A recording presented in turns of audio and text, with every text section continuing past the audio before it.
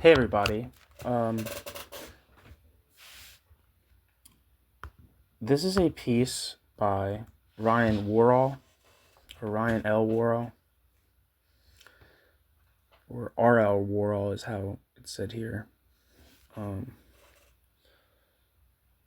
have a piece, like a biographical piece of Worrall on this channel, but the piece is titled USSR, Proletarian or State Capitalist.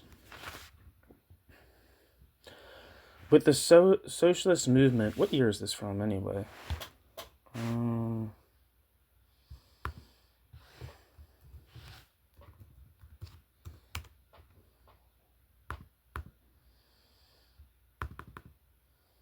This is from 1939. And I believe that Worrall was a Trotskyist, so he's, this is a very early piece on state capitalism. So, originally was referenced to this by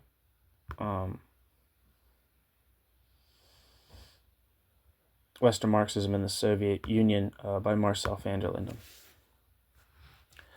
With the socialist movement at its lowest ebb since 1914, the first necessity of the movement is to realize clearly the main reasons for this. For in order to grapple successfully with things as they are, it is necessary to see things as they are. In order to overcome that ignorance which is the inertia of history and to loosen the bonds of existing conditions, those conditions must be analyzed and described with scientific accuracy, not for the sake of pedantry, but in order to release the human energy of social change, which is made ineffective by doubt and confusion. Above all, accurate knowledge, analysis, and description of Russia is needed to clear away the doubt and uncertainty, the revulsion and disappointment which Stalin regime has brought to the working class as a whole. Ironically enough, one who has been the most outstanding opponent of Stalin has added to the confusion surrounding the nature of Stalin's regime. Leon Trotsky persists in regarding Russia as a worker state, although that state has shattered proletarian democracy, putting the working class of Russia in a straitjacket and killing or imprisoning tens of thousands of revolutionary internationalists. The state in Russia is a, quote, degenerate and, quote, distorted worker state, writes Trotsky, and so, in dutiful chorus, declares followers. Still armed with the caustic pen which has been his lance, he cannot bring it to write that the former Soviet system, whose growth he did so much to nourish, has been transformed into a new type of capitalist state, at the hands of Stalin and the bureaucracy. Living in the past, the last of Lenin's comrades is spellbound by the achievements of his former days. In the political fantasy which is Trotsky's view of Russia, there yet remains some elements of realistic vision. In his latest work on the subject, titled The Revolution Betrayed, it is recognized that, quote, of Soviets there remains only the name, end quote. The territorial electorates of Russia's new constitution are, quote, anything you will, but not Soviets, end quote. And this has been a matter, quote, of juridically liquidating the dictatorship of the proletariat, end quote.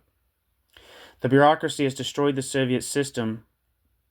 The bureaucracy which has destroyed the Soviet system is recognized as having, quote, unlimited power, and to be a, quote, ruling and privileged stratum, end quote. Quote, an uncontrolled caste alien to socialism, end quote. Trotsky.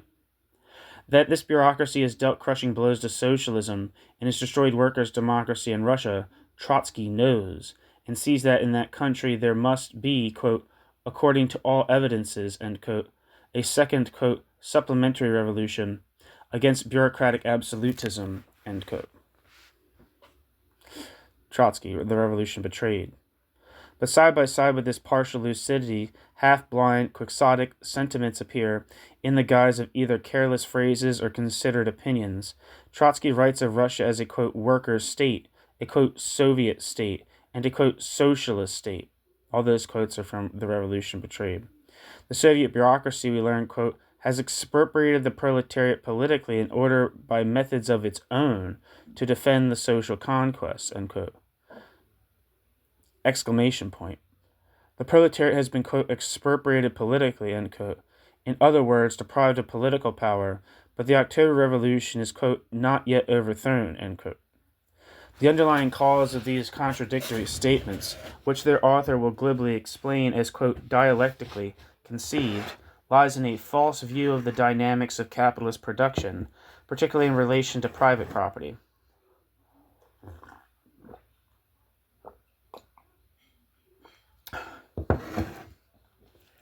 Contrary to common belief, private property is not a specific feature of capitalist production. Having been a basic feature of practically every social system of civilization, private property has indeed been a specific feature of civilization, and in that respect has been a basic principle of capitalism, but it is not a specific feature of capitalist production, nor is private property essential to that mode of production in every phase of its development. Nowhere in Capital does Marx place private property among the specific features of capitalist production. In Volume 3, quote, "The three principal facts of capitalist production," end quote, are described as follows. Quote, 1. Concentration of the means of production in a few hands, whereby the means of production cease to appear as the property of the immediate laborers and transform themselves into social powers of production. It is true, they first become the private property of capitalists. These are the trustees of bourgeois society, but they pocket the proceeds of their trusteeship. 2. Organization of labor itself into socialized labor, by social cooperation, division of labor, and combination of labor with natural sciences. In both directions, the capitalist mode of production abolishes private property and private labor, even though it does so in contradictory forms. 3. Creation of the world market, end quote. Again, in the same volume, so neglected by students of Marx, Marx points out that capitalist production, quote, is marked from the outset by two peculiar traits, end quote. Namely, quote, 1. It produces its products as commodities, ... Capitalist production's peculiar mark is that the prevailing and determining character of capitalist production's products is that of being commodities, ... so that wage labor is the typical character of labor, ... The principal agents of this mode of production itself, the capitalist and the wage worker, are to that extent merely personifications of capital and wage labor. 2. The other specific mark of the capitalist mode of production is the production of surplus value as the direct aim and determining incentive of production. Capital produces essentially capital, and does so to the extent that it produces surplus value, ... end quote. Marx, Capital, Volume 3.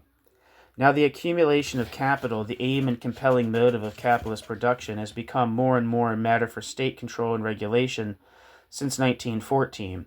In the 19th century, this development was foreshadowed by the concentration of capital in the joint stock companies. Marx showed how capital was even then beginning to shed its garment of purely individual ownership and was beginning to float on the social medium of public investment. In other words, the tendency was towards, quote, the abolition of capital as private property within the bounds of capitalist production itself, end quote. Marx. Thereby the employer of an enterprise, the, quote, actually functioning capitalist, was on the way to becoming, quote, a mere manager, an administrator of other people's capital, end quote. And the owners of capital, quote, mere owners, mere money capitalists, end quote. New section, Section 2. Engels, too, was well aware that the essence of capitalism lay not in private property, but in that drive towards further accumulation of capital, whose vehicle at the time was private property of a particular kind. Engels foresaw that the further development of capitalism, in the direction of state ownership of the means of production, could lead to the virtual abolition of private property, while the essence of capitalism yet remained. Engels' brilliant forecast of state capitalism, held by Trotsky to be an impossibility in practice, ! Is as follows. I don't know if this is a quote, it just looks like a paragraph, so it might just be a description of what Engels said, or it could be an Engels quote, I'm not sure. I'm going to run with that, it's just the description. Just as at the first, the capitalist mode of production displaced the workers, so now the capitalist mode of production displaces the capitalists, relegating them, just as it did the workers, to the superfluous population, even if in the first instance not to the Industrial Reserve Army. But the conversion into either joint stock companies or state property does not deprive the productive forces of their nature as capital. In the case of joint stock companies, this is obvious, and the modern state, too, is the only organization with which bourgeois society provides itself in order to maintain the general external conditions of the capitalist mode of production against encroachments either by the workers or by the individual capitalists. The modern state, whatever its form, is an essentially capitalist machine. It is the state of the capitalist, the ideal collective body of all capitalists. The more productive forces it takes over, the more it becomes the real collective body of all capitalists, the more citizens it exploits. The workers remain wage earners, proletarians. The capitalist relationship is not abolished, is rather pushed to an extreme. But at this extreme it changes into its opposite. State ownership of the productive forces is not the solution of the conflict, but contains within itself the formal means to handle the solution.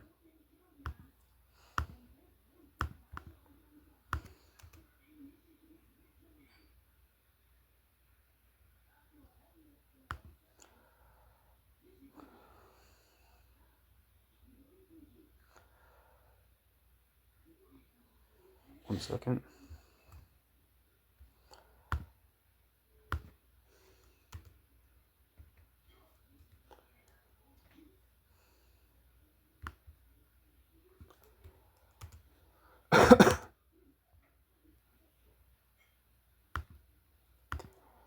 Okay. I don't know. I'm not sure if that was a quote or not.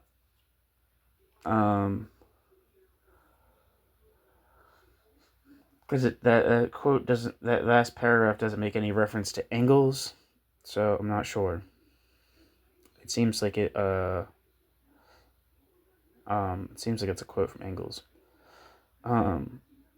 Another quote, this solution can only consist in the recognition and practice of the social nature of the modern productive forces.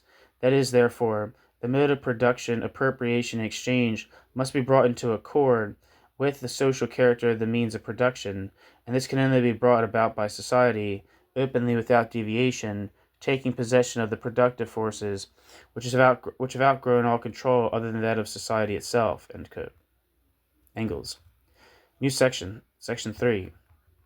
In the present century, Lenin described the actual development of the tendency towards state capitalism, terming imperialism, quote, the era of the transformation of monopoly capitalism into state monopoly capitalism, end quote. In 1917, before the October Revolution, he placed on the order of the day, quote, the expropriation of the capitalists, the conversion of all citizens into workers and employees of one huge, quote, syndicate, the whole state, and the complete subordination of the whole of the work of this syndicate to the really democratic state of the Soviets of workers and soldiers' deputies, end quote. Lenin.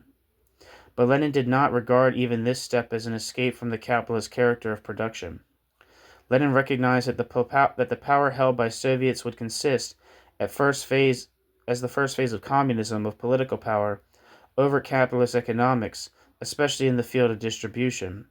Referring to the, quote, interesting phenomenon of communism retaining, in its first phase, quote, the narrow horizon of bourgeois rights, end quote, Lenin wrote in September 1917, quote, bourgeois rights, with respect to articles of consumption, inevitably presupposes, of course, the existence of the bourgeois state, for rights are nothing without an apparatus capable of enforcing the observance of the rights.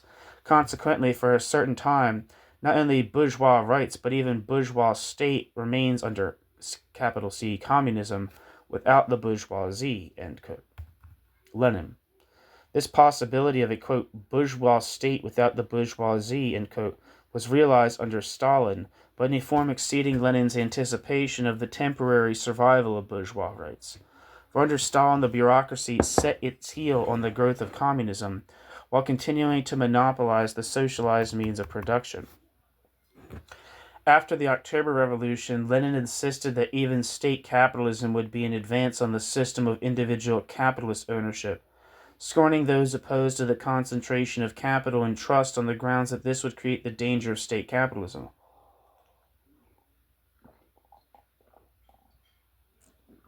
Lenin welcomed the possibility of concentrating capital to the point of state monopoly, since this would create the essential industrial basis for state socialism, with its control of a technically advanced economy by the workers through Soviet democracy. In a speech in May 1918, Lenin said, quote,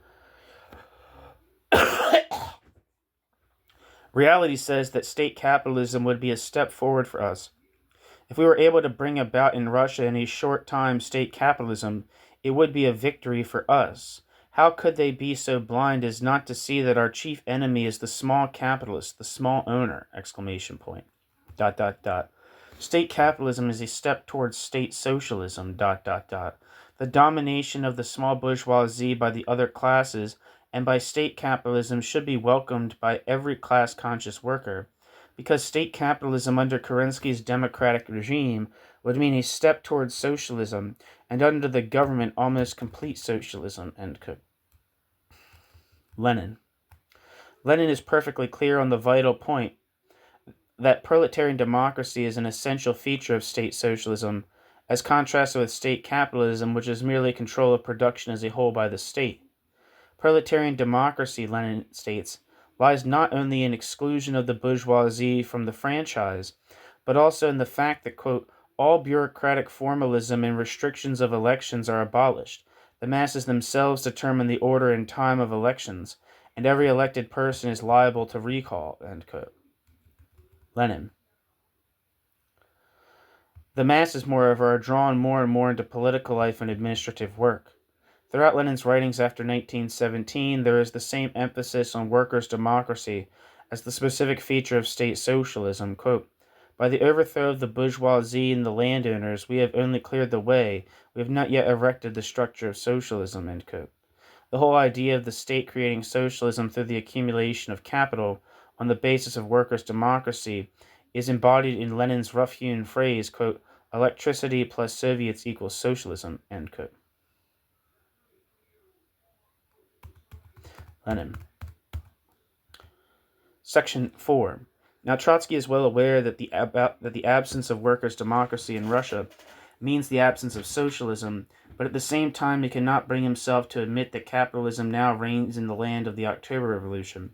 Hence, with regard to Russia, quote, the Soviet regime, we, quote, abandon such finished social categories as capitalism, ... and socialism, end quote, and define Russian society as, quote, transitional, capable of developing into socialism or backwards into private property and the means of production. To describe Russian society as transitional is certainly correct, but it does not answer the question, what is the aim and compelling motive of production in Russia? Is the state in Russia a worker state or a capitalist state? Trotsky, who has not yet arrived at the first of these questions, answers the second in this way. In Russia, the bourgeoisie has been expropriated and the means of production are owned by the state. The bureaucracy which controls the machinery of the state rules the country. Who controls the machinery of state and rules the country is not a class. Therefore, Russia is not a capitalist state. Therefore, nationalization, socialization of the means of production has made the state a workers' state, distorted by Stalinism.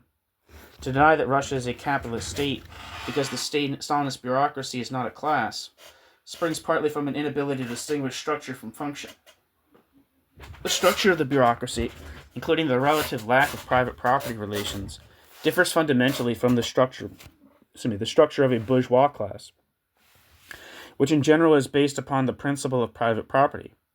But the function of the bureaucracy is that of the bourgeoisie, namely the accumulation of capital. Aside from the personal ambitions, incomes, extravagances, and inefficiency of the bureaucracy, its social aim, objectively speaking, is the accumulation of capital in Russia. The production of commodities, the extraction of surplus value from the working class, the realization of this surplus value as profits of the state, and the conversion of profits into further state property, especially capital in the form of further means of production, more factories, more machinery, more mines, etc. This primary function of accumulating capital, which a bureaucracy now performs in its entirety for the first time in history, is not combined with working class control of that bureaucracy through Soviets or other forms of industrial organization of the proletariat. And precisely that fact makes the Russian state a capitalist instead of a worker state.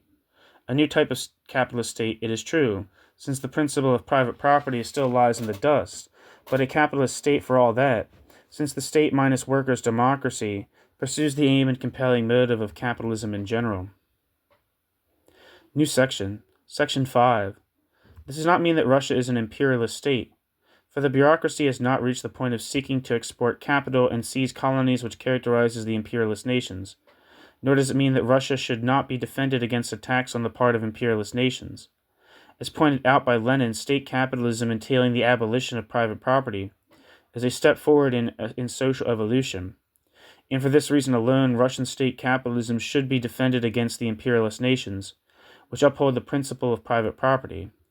In addition, however, the special revolutionary potentialities of the Russian working class, derived from the experiences and traditions of the October Revolution, contribute powerfully to the forces of social change and demand protection by all socialists. Since those special potentialities of further revolutionary action would be crippled by an imperialist conquest of Russia, socialism requires the defense of Russia, even though workers' democracy has been destroyed by the bureaucracy. To call Stalin's regime by its correct name, state capitalism, does not imply the surrender of that regime to the forces of imperialism. The Russian type of state capitalism is capitalism, but the Russian type of state capitalism is also a transition stage to socialism, a transition stage in which the principle of private property has been abolished, and the means of production are withheld from proletarian control only by precariously placed bureaucracy. The state socialization of production has made socialist appropriation the next step in Russia. Unless the forces of reaction succeed in reintroducing private property and capital, the next step will inevitably occur as a result of the dialectical contradictions of the bureaucratic regime. Sooner or later, the Russian proletariat will succeed in establishing socialist appropriation of property in every sphere as the world revolution proceeds to wreck the existing social system. How narrowly Trotsky is capable of missing the truth is seen in his words on this very point, where Trotsky denies the practical possibility of state capitalism on account of its being within easy reach of socialist appropriation, hypothesizing a bourgeois state which might, quote, administer the whole national economy, end quote. Trotsky concludes, quote, such a regime never existed, however, and because of profound contradictions among the proprietors themselves never will exist, the more so in its quality of a repository of capitalist property, the state would be too tempting an object for social revolution, end quote. Before the very eyes of the man who wrote this, a state free from workers' control has been engaged in administering, quote, the whole national economy, with the primary aim of accumulating capital. But because the state is a bureaucracy of self-seeking officials, instead of a, quote, stock company of bourgeois shareholders, this Marxist has refused to admit that the regime is state capitalism. To Leon Trotsky, Volume 3 of Capital seems to be a closed book. Admitting that in Russia there is state capitalism, the further question remains, how could a proletarian revolution give rise to a capitalist regime without the occurrence of a violent counter-revolution? But this seemingly innocent question contains a logical fallacy, namely, quote, begging the question. There has been a violent counter-revolution in Russia since October 1917, but one spread over a decade from the time of the death of Lenin. By combining revolutionary phraseology up to 1933 with counter-revolutionary action, Stalin succeeded in preventing a mass uprising against the growing power of bureaucracy. By tricking, imprisoning, exiling, or killing the revolutionary vanguard of the country by means of a rigid censorship, and by canalizing the revolutionary energy of the masses into the 5-year plan, Stalin succeeded in violently suppressing his opponents in comparative secrecy, until the, quote, witchcraft trials revealed something of the internal transformation that had been occurring. The question has been asked, was there ever a workers' state in Russia, since workers' democracy was thus nipped in the bud by the bureaucracy, just as it was emerging from the rigors of military communism? There is overwhelming evidence to show that the degree of workers' democracy which did exist between 1917 and 1923 was something new in history, qualitatively distinct from any previous type of democracy, something which gave the character of a worker state to the new regime, and as a result of that workers' democracy, embryonic though it was, the representatives of the working class at the head of the new state were able to conduct a policy of revolutionary internationalism. How did Stalin's counter-revolution succeed in overcoming workers' democracy without provoking a mass uprising? In reply, Trotsky has given the basic factors responsible, but has concealed his own responsibility. The economic and cultural backwardness of Russia, the preponderance of the peasantry, the isolation of the country from the rest of the world, the influence of the world market and of capitalist ideology, especially from 1923 to 1929, were the main factors which permitted the bureaucracy to break free from mass control and to suppress workers' democracy. The fact that in post-revolutionary Russia, the historical task of capitalist construction had still to be performed in the sphere of technique and industry made it possible for Stalin and his associates to create a new type of capitalism in the process of liquidating proletarian democracy. But what enabled Stalin and his supporters to realize this possibility without any great mass resistance was the miserable role played by Trotsky and other Russian internationalists in the years from 1923 to 1926.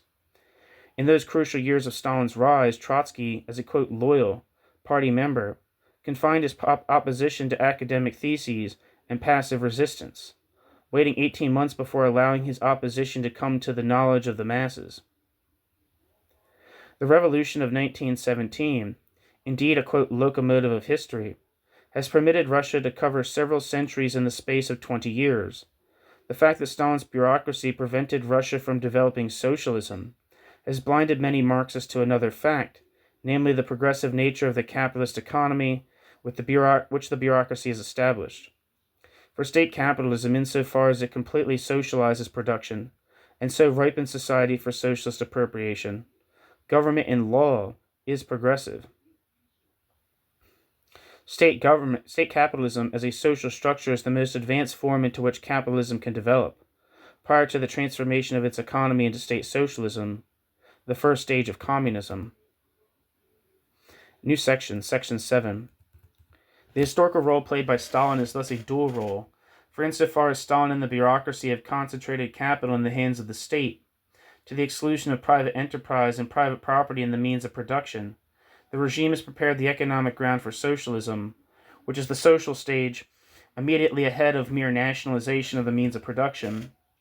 On the other hand, the crushing of workers' democracy and internationalism by Stalin's bureaucracy, which has thus impeded the development of Russian society into socialism, has been a reactionary pressure acting against the progressive force of the proletariat. That is why it is not only possible, but also necessary for socialists to attack and defend Stalin's regime, to attack it as an anti-socialist political force, which the working class, especially the Russian working class, must eventually overthrow. On the other hand, to defend it against the forces of imperialism, a finance capital reaching out with its tentacles of private property for fresh colonial wealth. The technical achievements of the bureaucratic regime, particularly those of the first 5-year plan, arose as a result of internationalist politics during the last years of Lenin's life, but the subsequent technical progress of Russia, which canalized revolutionary human energy into a vast plan of industrialization, and so laid the basis for another entire phase of internationalism, had as its accompaniment the growth of nationalism, and this bureaucratic nationalism, supported by large sections of the peasantry and proletariat, is temporarily smothered internationalism, which made possible the 5-year plan.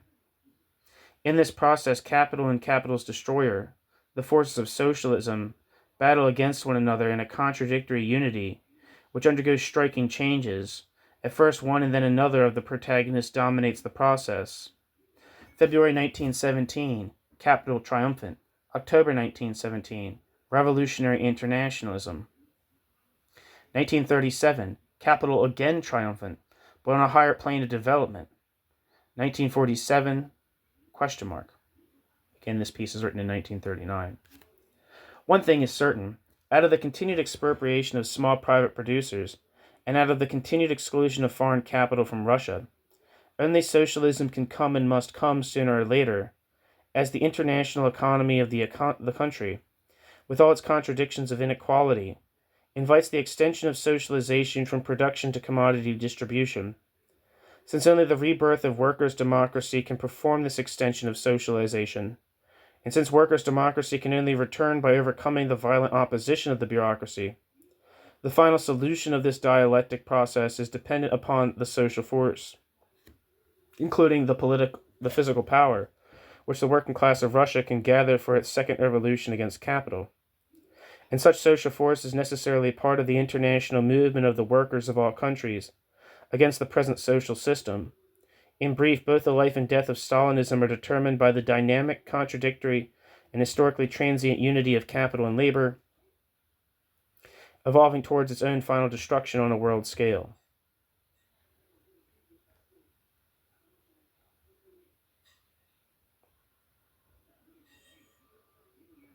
New section, Section 8. Was the regime of Stalin inevitable? Trotsky constantly implies that it was, and in this way no doubt consoles himself for the pitiful manner in which he allowed Stalin to climb to power from 1923 to 1926 without any mass resistance being aroused. In addition to excusing himself by referring to the ebb of the revolutionary tide at the time, Trotsky now pretends that the productive forces of Russia are insufficient to permit the state being of a socialist character. In the Soviet Union, Trotsky writes, quote, "The productive forces are still far from adequate to give the state property a socialist character," end quote. Trotsky. This is typical of the manner in which Trotsky periodically reverts to a mechanistic distortion of Marxism. The expansion or level of a nation's industrial productivity is thus made into an absolute criterion, determining whether a nation is, quote, progressive, or whether socialism is possible for that nation. A certain variable level of productivity is, of course, essential for the existence of a workers' state. In the primitive economy of Abyssinia, for example, a workers' state could not exist. But with regard to a country possessing such a degree of industrialization as Russia today, is the sheerest mechanistic nonsense to assert that the present condition of productivity is an absolute bar to the rebirth of a workers' state. A workers' state formerly existed in Russia, when productivity was in a far lower condition than at present.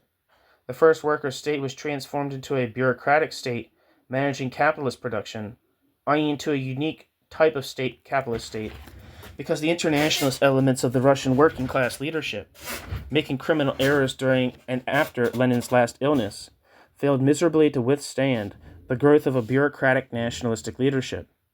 Trotsky especially was not swept away by the ebb of the revolutionary tide, as Trotsky's own autobiography would suggest. Trotsky rather floated helplessly out of office and out of power, confining himself to verbal protests, noble gestures, and inter-party intrigues.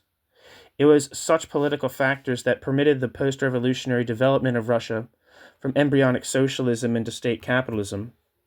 Above a certain point, a country's productivity facilitates or renders difficult the existence of a workers' state, but does not determine the possibility of a workers' state. This possibility, depending upon political factors, ideological, theoretical, organizational, personal, etc. For almost the whole of Europe and for all North America, the level of production places the appearance of workers' states on the order of the day.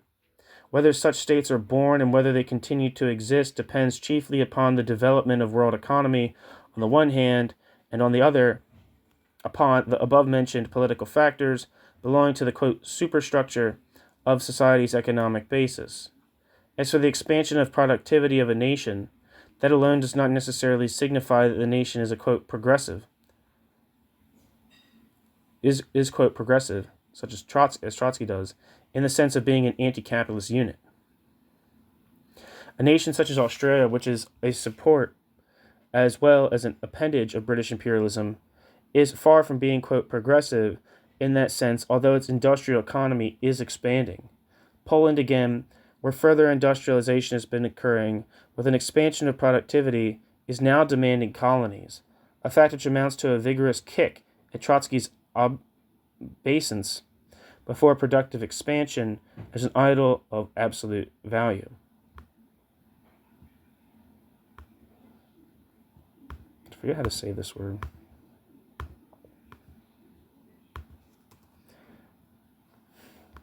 Obeisance.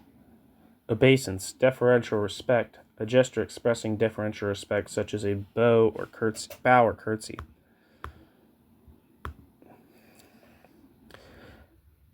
Back to the text. Nor does a regression of productivity necessarily imply the existence of a reactionary regime in the country concerned. After the October Revolution in Russia, owing especially to the World War and the Civil War, lowered production caused yet such alarming effects as to necessitate the new economic policy. Yet Russia did not cease to be a workers' state at that period, and the reason for this was that workers' democracy was still living in the Soviet Union, which could therefore pursue an internationalist policy for world socialism. Workers' democracy, the cooperative complement of the dictatorship of the proletariat, is an absolute necessity for the existence of revolutionary internationalism as the policy of a national state. Theoretically, this flows from the conception of the proletariat as the only force capable of creating international unity, as a preliminary to that higher stage of communism of which Marx and Lenin wrote. And in practice, this conception has been verified first by the torrent of revolutionary internationalism, which flowed from the beginnings of workers' democracy in Russia from 1917 to the death of Lenin, and second by the drying up of that torrent, as workers' democracy was suppressed by the Russian bureaucracy during the first 10 years of Stalin's regime. New section, section 9. Revolutionary internationalism has ceased to be the policy of the Russian government, not because of some vague, quote, degeneration or, quote, distortion of a worker state, but because in Russia there is now a new type of capitalist state. There, a bureaucracy is now devoted primarily to carrying out what is in general the function of the bourgeoisie, namely the accumulation of capital. The fact that a fourth Russian Revolution will be necessary in order to destroy Stalinism as Tsarism was destroyed may be deplorable, but it is nevertheless a fact. Socialism is not to be made in a day, and much crude lava will flow in this volcanic century before it becomes transformed into the fertile soil of a new civilization. To know the essential nature of the social upheavals and main developments taking place is the first need of a revolutionary internationalist. For all his brilliance, Trotsky has failed to keep pace with the present changes in the capitalist world.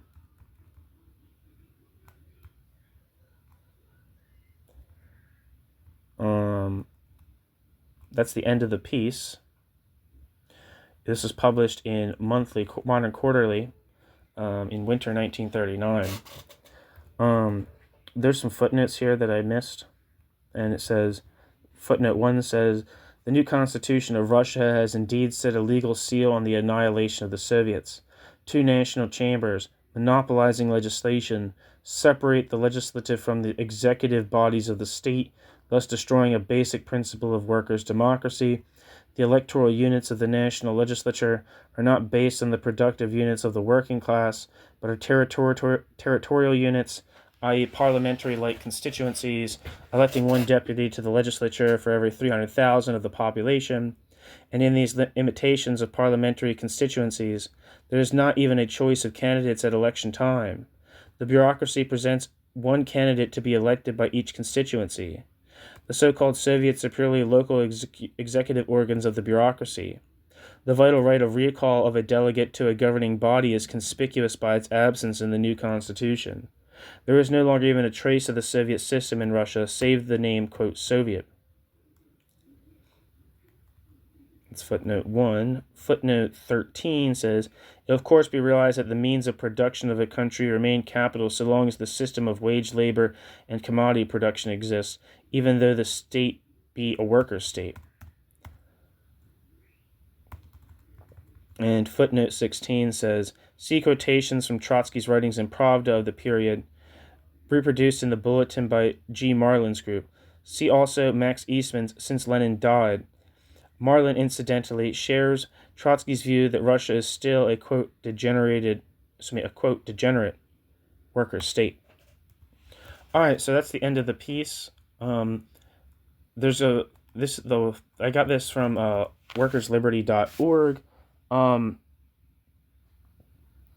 It appears to be in this same document is a piece by Rudolf Hilferding titled State Capitalism or Totalitarian State Economy, which is a critique of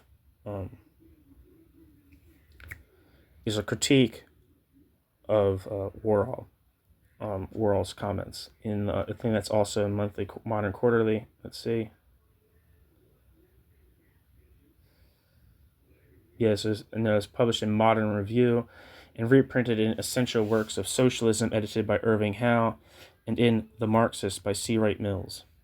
So that's that'll be a different video though, because I want it to be easy to find.